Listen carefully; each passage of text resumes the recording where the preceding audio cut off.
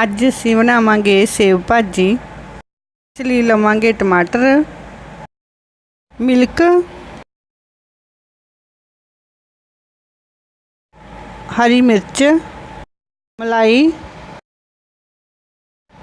भुजिया। तो पहला कढ़ाई विच तेल पावांगे,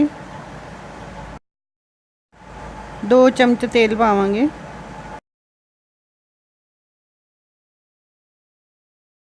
गर्म होने ते जीरा पावांगे। हुण असीं पावांगे प्याज, फिर थोड़े टाइम प्याज नूं पकावांगे।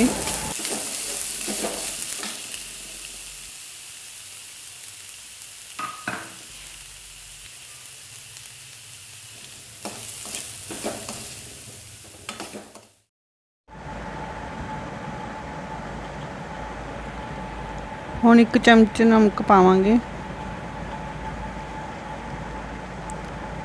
हल्दी 1 चमच, मिर्च अद्धा चमच।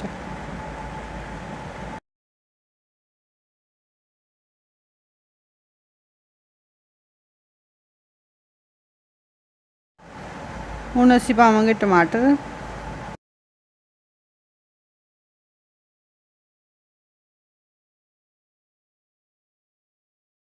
असीं पावांगे अदरक लहसुन दा पेस्ट,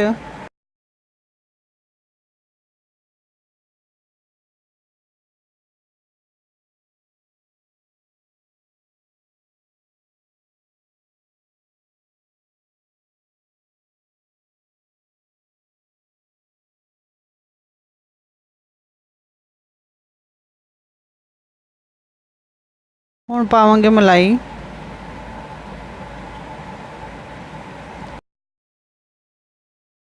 थोड़ा टाइम पकाना है इनू।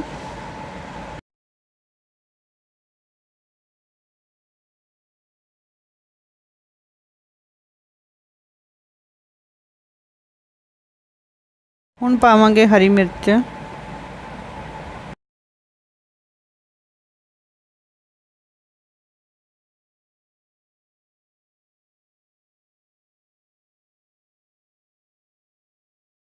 हिला के पकाना है 2 मिनट।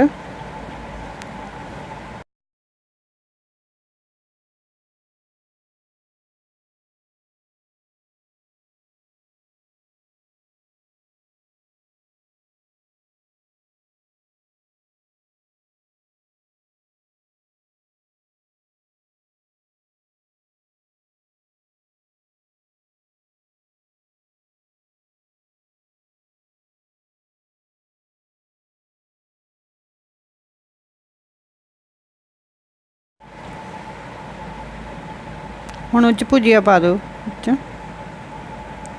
थोड़ा सा हिला लो, हिला के फिर दूध पाना।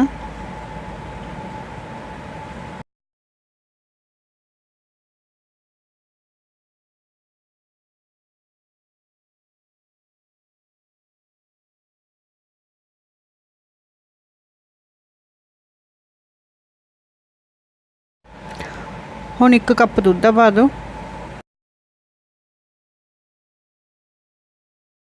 गैस ते 4 मिनट पका के ते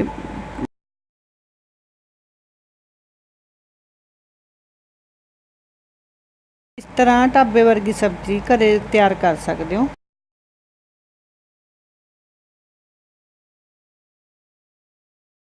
जी 5 मिनट तैयार हो जाती है तो बहुत वधिया स्वाद बनती है।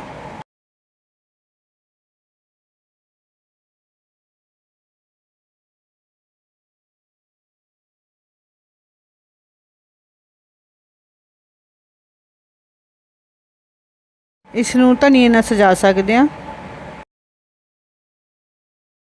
ये सेव भाजी तुसीं घरे बना सकते हो, 5 मिनट तैयार हो जाती है। बना के तो सानू कमेंट करके जरूर दसो किवें बनी सब्जी।